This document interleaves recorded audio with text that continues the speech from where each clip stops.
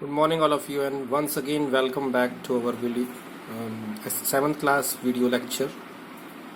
Today, I am going to take your SST Geography Part 1, first chapter, our environment and natural and human.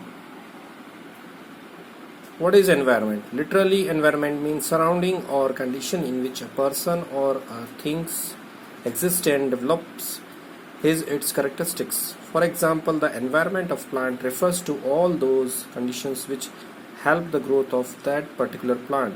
But the environment is not the same everywhere. It varies from place to place. An environment required for the growth of rice is different from that required for the growth of wheat. तो यहाँ पर ये explain किया गया है कि environment का मतलब होता है कि आपके आसपास की कंडीशंस क्या हैं, किसी भी पर्सन या थिंग्स के बारे में बता रहे हैं. जैसे इन्होंने एग्जांपल लिया है प्लांट का.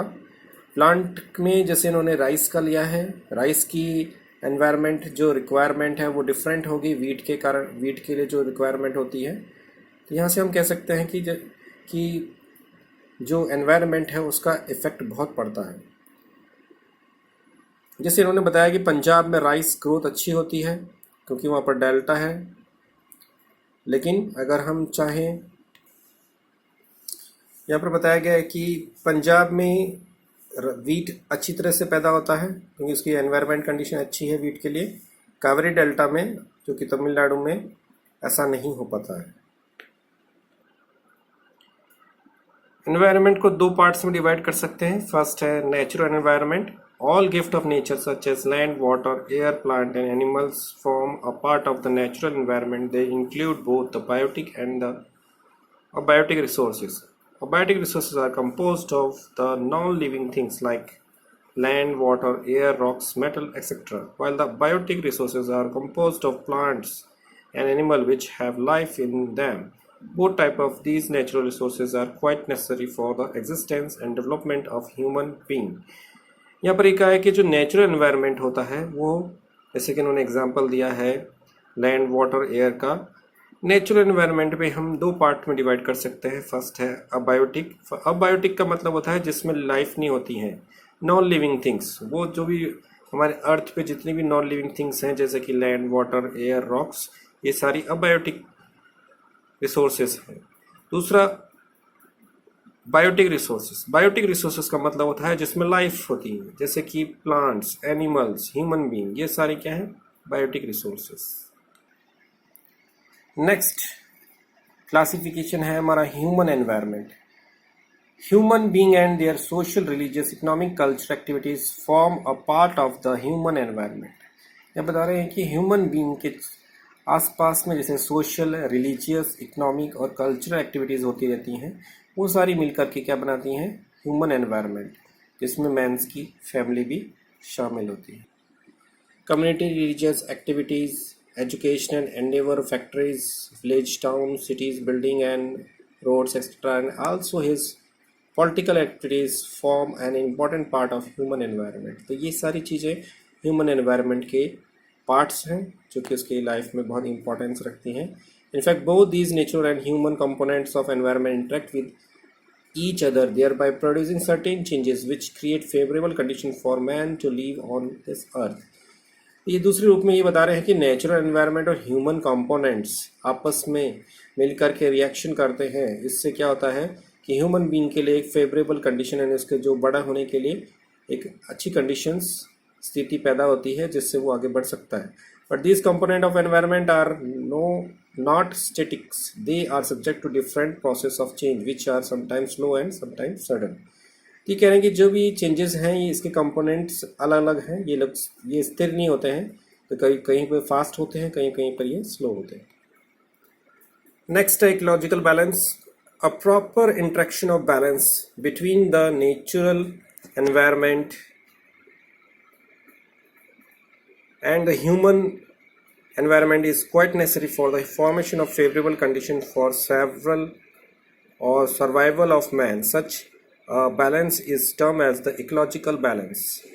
ये कह रहे हैं कि जो ह्यूमन बीइंग का एनवायरनमेंट है और नेचुरल एनवायरनमेंट है, इनके बीच में एक फेवरेबल कंडीशंस को मेंटेन रखना बहुत ज़रूरी है, जिससे ह्यूमन या मैन सरवाइव कर सके, इसके बीच में जो फेवरेबल कंडीशंस होती हैं उसे बैलेंस कहते हैं, और इसे दूसरे फॉर्म में हम कह सकते हैं इकोलॉजिकल बैलेंस।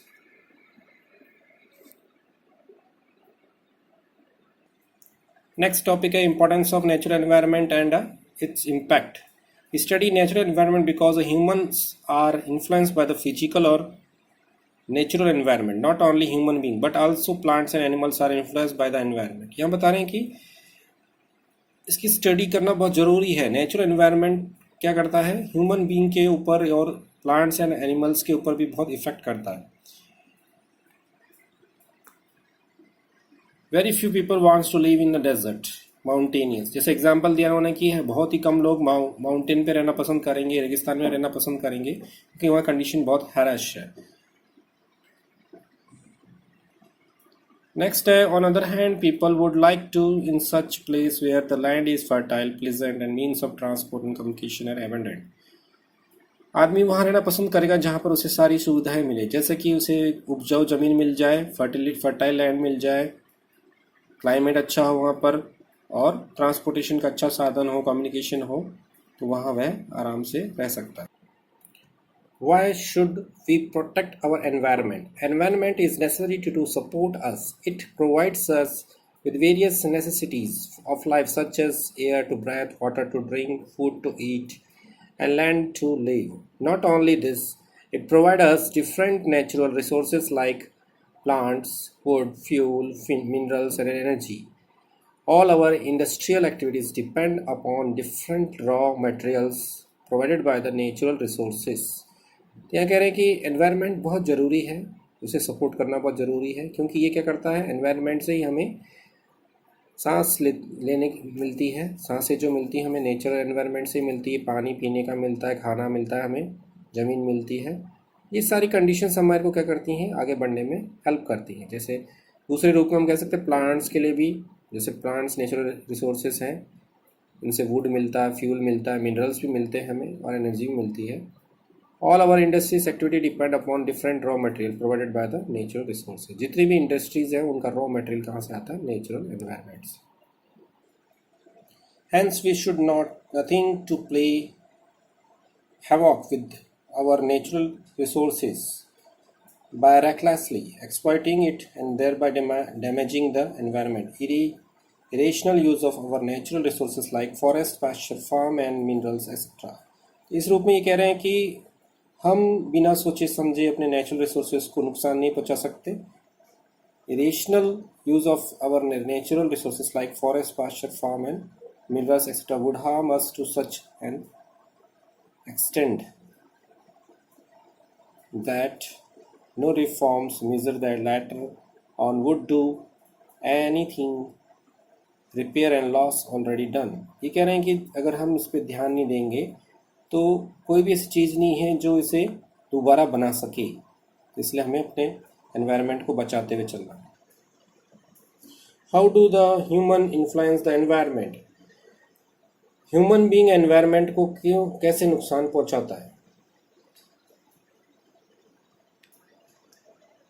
फर्स्ट पॉइंट है, if they go on cutting the jungles and trees mindlessly they would soon causes the depletion of oxygen. यह बता रहे हैं कि अगर हम बिना सोचे समझे ही जंगलों को काटते रहेंगे तो उससे क्या होगा, ऑक्सीजन की कमी हो जाएगी एनवायरनमेंट में, जो कि हमें प्लांट से मिलता है, और कार्बन डाइऑक्साइड बढ़ जाएगा। सेकंड कॉजेस बता रहे हैं, if we do go on using our minerals wealth indiscriminately soon we would be deprived of this great gift of nature. Our coming generation would be deprived of the natural resources because of our selfishness. यह कह रहे हैं कि minerals को हम बिना सोचे समझे यूज़ करते रहेंगे तो हम अपने आने वाली जो पीढ़ी है उन्हें हम क्या गिफ्ट करेंगे। इसलिए कह रहे हैं कि नेचुरल रिसोर्सेज उनके लिए नहीं है जो सेल्फिश हैं। तो जो भी हमारे नेचर में मिलता है उसे हमें बहुत केयरिंग करके चलना चाहिए। नेक्स्ट है टॉपिक हमारा major spheres of environment. Environment के 4 स्फीयर्स हैं। फर्स्ट है एटमॉस्फेयर, सेकंड है लिथोस्फीयर, थर्ड है हाइड्रोस्फीयर एंड फोर्थ है biosphere. Let's see this diagram which can be useful to our topic. Spheres देखिए, लिथोस्फीयर, एटमॉस्फेयर, हाइड्रोस्फीयर और बीच में क्या है, बायोस्फीयर. फर्स्ट स्फीयर के बारे में पढ़ रहे हैं हम, atmosphere. The air envelope that surround the earth is called atmosphere. जो हवा है वो हमारे चारों तरफ से हमें एक एनवेलप की तरह कवर करके रखती है, इसे हम कहते हैं atmosphere. It is a mixture of many gases such as nitrogen, oxygen, argon, carbon dioxide. तो ये जो है हमारी एटमॉस्फेयर, ये मिक्सचर ऑफ गैसेस है. एग्जाम्पल दे रखे हैं. It also contain water vapours. इसके अंदर वाटर वेपर्स भी होते हैं, डस्ट भी होती हैं, स्मोक पार्टिकल्स भी होते हैं. It is to be remember that the atmosphere extend a little beyond 1600 kilometre from the earth. ये बता रहे हैं कि हमारे अर्थ से 1600 किलोमीटर अप साइड तक ये एटमॉस्फेयर है. नेक्स्ट टॉपिक है हमारा composition of atmosphere. The atmosphere is that blanket of air which surrounded the earth. The density of atmosphere is maximum near the earth surface but it decrease rapidly with height. ये कह रहे हैं कि जो atmosphere की जो density है वो अर्थ के पास में है. अर्थ जैसे जैसे हाइट में ऊपर जाएंगे तो इसकी डेंसिटी कम होती जाएगी. Atmosphere consists of number of gases which have almost same composition everywhere. Atmosphere में बहुत सारी गैसेस होती हैं और इनका कंपोजिशन अर्थ पर सब जगह बराबर है. Pure air consist of nitrogen. यहाँ पर प्योर एयर में नाइट्रोजन होता है, ऑक्सीजन होता है. जैसे बता रखा सबसे ज़्यादा क्या है, nitrogen 78%, oxygen 21%, argon 0.9% and carbon dioxide 0.33 etc. Beside these gases, there are also to be found water vapors, dust, smoke, pollens, grains, salt and microorganisms in the lower layer of the atmosphere. ये बता रही हैं कि इसके अलावा water vapours होते हैं, dust होती हैं, स्मोक होते हैं, पोलन ग्रेन्स होते हैं, सॉल्ट होता है, माइक्रो ऑर्गेनिजम्स होते हैं इसके लोअर एटमॉस्फेरिक लेयर में. नेक्स्ट टॉपिक है हमारा importance of atmosphere. The atmosphere is very important to us. It has many advantage of its own. The atmosphere act like blanket और a glass house of the for the earth. It receive the radiation of the sun but does not allow the insolation to escape. As such it keeps the earth warm. ये कह रहे हैं कि ये blanket का काम करती हैं. जैसे सर्दी में हम ब्लैंकेट ओढ़ते हैं तो हमारा बॉडी टेम्परेचर मेंटेन रहता है, उसी तरह से अर्थ के टेम्परेचर को भी ये मेंटेन करती है. नेक्स्ट है point, second point. Water vapours, carbon dioxide present in the lower layers of the atmospheric absorb the heat radiation by the earth's surface, keep the atmosphere warm even during night. Water vapour और carbon dioxide जो हवा में होते हैं वो layers क्या करती है, हीट को एब्जॉर्ब कर लेती है और एटमॉस्फेयर को गर्म बना के रखती है रात में भी. थर्ड पॉइंट है, had there been no atmosphere, the extreme of temperature between the days and night would have been much greater. जहाँ पर एटमॉस्फेयर नहीं होता है वहाँ पर दिन और रात में टेम्परेचर काफ़ी डिफरेंस होता है. जैसे कि दिन में बहुत गर्मी पड़ेगी और रात में बहुत ठंड पड़ेगी. और इसी कारण से डिफरेंट सीजन्स क्रिएट होते हैं, जैसे कि है winter, summer, rainy etcetera. My next topic is lithosphere. Lithosphere क्या होता है? Another important sphere of environment is the lithosphere, which envelopes its interior portion. The average thickness of lithosphere comes to be about 100 kilometre. जितना भी हमारा land area है, ज़मीन दिखती है, वो सारी लिथोस्फीयर में आती है. इसकी एक एवरेज थिकनेस इन्होंने बताई है 100 kilometre. It has been found that the thickness of earth crust is greater where the continent exists as compared to the ocean floor. क्या कह रहे हैं, इनकी थिकनेस वहाँ ज़्यादा हो जाती है जहाँ कॉन्टिनेंट्स ओशंस फ्लोर से ऊपर हैं. As directly increased with depth, so rocks forming the earth crust are of lower density than those below the crust. ये कह रहे हैं कि जो डेंसिटी जो इंक्रीज होती जाती है डेप्थ में, गहराई में जाएंगे तो so rock forming the earth crust are of lower. तो इसलिए लोअर में रॉक फॉर्मिंग कम होता है डेंसिटी में और क्रस्ट के ऊपर ज़्यादा होता है. Lithosphere is made up of various types of rock while the interior of the earth is believe to be metallic consist predominantly of nickel and iron. ये कह रहे हैं कि लिथोस्फीयर के ऊपर जो है, ऊपर तो रॉक्स बनी है बहुत सारी इंटीरियर ऑफ द अर्थ में, और अगर इंटीरियर ऑफ द अर्थ में कहेंगे तो उसे हम बेसिकली क्या मानते हैं, मेटलिक। और मेटलिक किसके कारण से है, निकल और आयरन के प्रेजेंस के कारण से। इन्होंने लिथोस्फीयर को भी क्लासीफाई करा है। लिथोस्फीयर 2 लेयर्स हैं, फर्स्ट है सियाल, देन नेक्स्ट है sima. Sial is the outer layer of the earth crust, it compose of rock with rich in silica and aluminium. Sial में जो लेयर है वो क्या है, बाहर की लेयर है, इसके अंदर सिलिका और एल्युमिनियम होते हैं।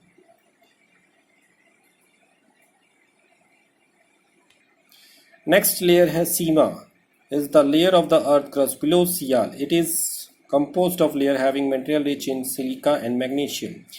इसके नीचे जो है लेयर है उसका नाम है सीमा, और इस लेयर में क्या होता है, सिलिका और मैग्नीशियम। नेक्स्ट टॉपिक है हमारा इंपॉर्टेंस ऑफ लिथोस्फीयर। लिथोस्फीयर हमारे लिए बहुत इंपॉर्टेंट है because the earth covering of crust of the earth which is called lithosphere. जिस तरह से कवर किया गया अर्थ को वो पूरा क्या कहलाता है, lithosphere. Is of great importance, इसका इंपॉर्टेंस बहुत ज़्यादा है। जैसे कि lithosphere is a source of various minerals resources including those of coal and oil. The various landform of lithosphere can be put to various uses depending upon the economic factor human needs। ये कह रहे हैं बहुत सारे factors landform को बनने में effect करते हैं, इसमें से ज़्यादातर है इकोनॉमिक फैक्टर और ह्यूमन नीड्स। नेक्स्ट जो है हमारा स्फीयर वो कहलाता है hydrosphere. Those part of earth which are covered various water bodies such as river, lakes and ocean form hydrosphere. वो सारे पानी की पार्ट्स जिसमें रिवर, लेक्स ये सारी आती हैं वो हाइड्रोस्फीयर कहलाती है। हाइड्रोस्फीयर का इंपॉर्टेंस क्या है, importance of hydrosphere. The hydrosphere comprising ocean, lake, river and other water bodies has great importance of its own. All these water bodies are quite necessary for the existence of life on the earth. Without water, life is quite impossible. Neither plant or animals or human beings survive without water। ये कह रहे हैं कि जितना पानी है वो बहुत इंपॉर्टेंट है हमारे लिए, लाइफ के लिए, ना केवल प्लांट्स और एनिमल्स के लिए बल्कि ह्यूमन बीइंग के लिए भी है। बिना पानी के कोई जिंदा नहीं रह सकता। वाटर बॉडी से क्या होता है, रेन होता है जो कि एटमॉस्फेयर कूलिंग रखते हैं। इसके अलावा जो मरीन्स होते हैं उसके अंदर सी फूड्स होते हैं, वो प्लांट्स और एनिमल्स को एक्टिव रखने के लिए काम आते हैं, इसे हम कहते हैं मैरीन एक्टिविटी। नेक्स्ट टॉपिक है biosphere. What is biosphere? Life on earth exist in a narrow belt and the below and above the surface of land and in water and air। ये कह रहे हैं कि एक नैरो जोन होता है जो कि एटमॉस्फेयर, लिथोस्फीयर और हाइड्रोस्फीयर से मिलकर बनता है। The narrow belt of living organisms both plant and animal. इस नैरो बेल्ट में लिविंग बींग्स रहते हैं जैसे कि प्लांट, एनिमल्स, ह्यूमन बींग, इसे हम बायोस्फीयर कहते हैं। This sphere thus includes parts of atmospheric, lithosphere and hydrosphere. Next topic है हमारा importance of biosphere. The biosphere is the unique feature of our planet earth. No other planet as yet has been found to have a biosphere. Biosphere एक unique feature है हमारे अर्थ का, किसी और planet में हमें बायोस्फीयर की जैसी की कंडीशंस नहीं मिलती हैं। The narrow belt of the biosphere makes it possible for millions of beings and organisms. जो नैरो बेल्ट है बायोस्फीयर की, उसने पॉसिबल किया है हमारे यहाँ मिलियंस ऑर्गेनिजम्स रहते हैं, लिविंग बींग्स रहते हैं। नेक्स्ट टॉपिक है हमारा why is earth consider a unique planet. Earth को यूनिक प्लैनेट क्यों मानते हैं सोलर सिस्टम में? फर्स्ट है distance of the earth from the sun results in a climate which is best suited for the development of man and other forms of life on the earth. तो distance है हमारा सन से, उसके कारण से जो क्लाइमेट कंडीशन हमारी develop हुई है उससे, उस वजह से मैंस और दूसरी जो लिविंग लाइफ है वो पॉसिबल हुई है अर्थ पर। सेकेंड पॉइंट है हमारा it is a habitable planets, it support man and other forms of life by providing all necessities of life. ये कह रहे हैं कि इस हमारे यहाँ पर हैबिटेबल प्लैनेट्स है ये, जिसके कारण से हमारे यहाँ पर बहुत सारी सुविधाएं हैं और हम लोग इसी वजह से लाइफ पॉसिबल हुई है यहाँ पर। थर्ड पॉइंट है it's atmosphere is rich in oxygen that makes life possible on this planet. हमारा जो एटमॉस्फेयर है उसमें क्या है, ऑक्सीजन ज़्यादा है, इस वजह से यहाँ लाइफ पॉसिबल है। फोर्थ पॉइंट है it atmosphere acts as large cover to protect its surface from extreme cold and heat. Atmosphere ने जैसे हमें कवर्ड कर रखा है, इस वजह से हमारे यहाँ पर एक्सट्रीम कोल्ड और हीट वाली कंडीशंस नहीं है। On this planet, Earth was water occurs in a vast quantities which makes life possible on the Earth. Water is essential for all forms of life. अर्थ के ऊपर पानी है काफ़ी सारा, इसने पॉसिबल किया है हमारे यहाँ पर लाइफ को एग्जिस्ट करने के लिए। Six point the earth is neither hot like mercury NOR cold like Neptune. हमारी जो अर्थ है वो मरकरी की तरह गर्म नहीं है और नेपच्यून की तरह कोल्ड नहीं है। It means temperature is about 15 degree which is suitable for the development of man and another form of life. हमारे यहाँ पर टेम्परेचर 15 डिग्री सेल्सियस है, इस वजह से मैंस और अदर लाइफ पॉसिबल है। Seventh point due to the various causes like different climate different soil and environment life has continue to develop and diversity continuously. यहाँ पर डिफरेंट लाइफ्स हैं, different climate के कंडीशंस हैं, soil है, environment है, इस वजह से यहाँ पर अलग अलग लाइफ देखने को मिलती है और ये डाइवर्सिटी भी हमें देखने को मिलती है। This process of diversification which has continued on this earth for millions and millions of years has been even rise to different species। यहाँ पर जो डिफरेंट डाइवर्सिटीज़ हैं, इस वजह से यहाँ पर millions of millions different type के स्पीसीज देखने को मिलते हैं। This wide range of numerous species is known as biodiversity. ये डिफरेंट स्पीसीज मिलती हैं हमें अलग अलग तरह की, ये कहलाती है biodiversity which exist on our earth today. इस वजह से ये सारी हमारे अर्थ पर मिलती है। So students, this is the end of the video. I hope you have liked this video, and if you have any kind of doubt, please comment me. I will try to solve it. Best of luck and God bless you.